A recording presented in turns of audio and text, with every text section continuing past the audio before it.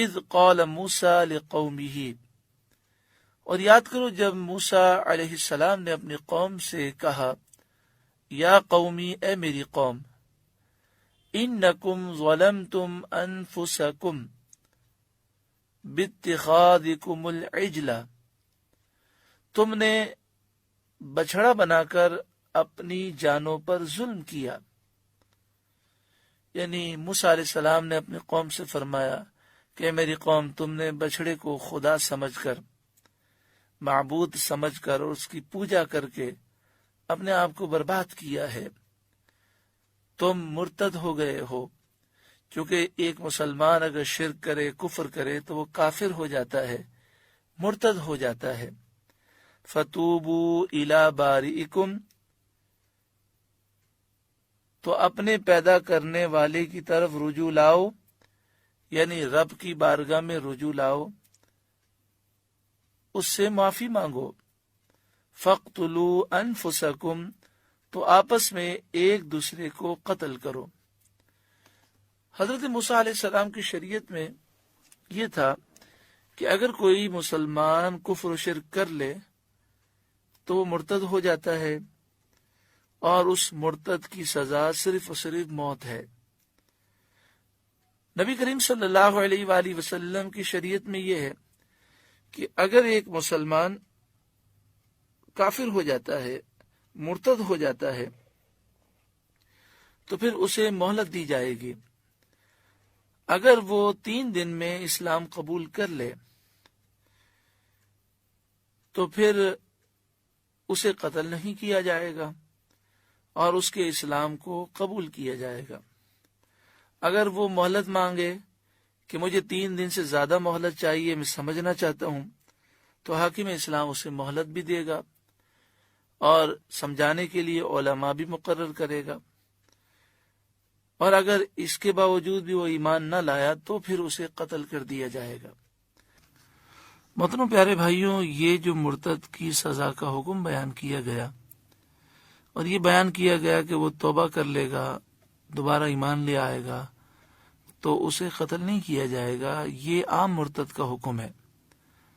اگر کوئی شخص نبی کریم صلی اللہ علیہ وآلہ وسلم کی گستاخی کرے، چاہے وہ مسلمان ہو، چاہے وہ کافر ہو، چاہے وہ عورت ہو، چاہے مرد ہو، جو بھی نبی کریم صلی اللہ علیہ وآلہ وسلم کی گستاخی کرے گا، اس کی سزا صرف اور صرف موت ہے۔ اگر وہ توبہ کر لے اور ایمان لے آئے تو عند اللہ تو اس کی توبہ قبول ہے، یعنی آخرت کے عذاب سے بچ جائے گا، لیکن دنیا میں اس کی سزا موت ہے۔ اور یہی الحمدللہ پاکستان میں 295C قانون ہے۔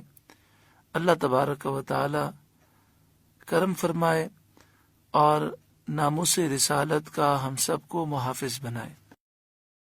لیکن چونکہ موسیٰ علیہ السلام کی شریعت میں یہ تھا کہ اگر کوئی مسلمان مرتد ہو جائے، کافر ہو جائے، مشرک ہو جائے، تو اگر وہ توبہ کر لے گا، ایمان لے آئے گا تو آخرت کے عذاب سے بچ جائے گا، لیکن دنیا میں اس کی سزا موت ہے، اسے قتل کر دیا جائے گا تاکہ لوگوں کو عبرت ہو اور آئندہ کوئی ایسی حرکت نہ کرے۔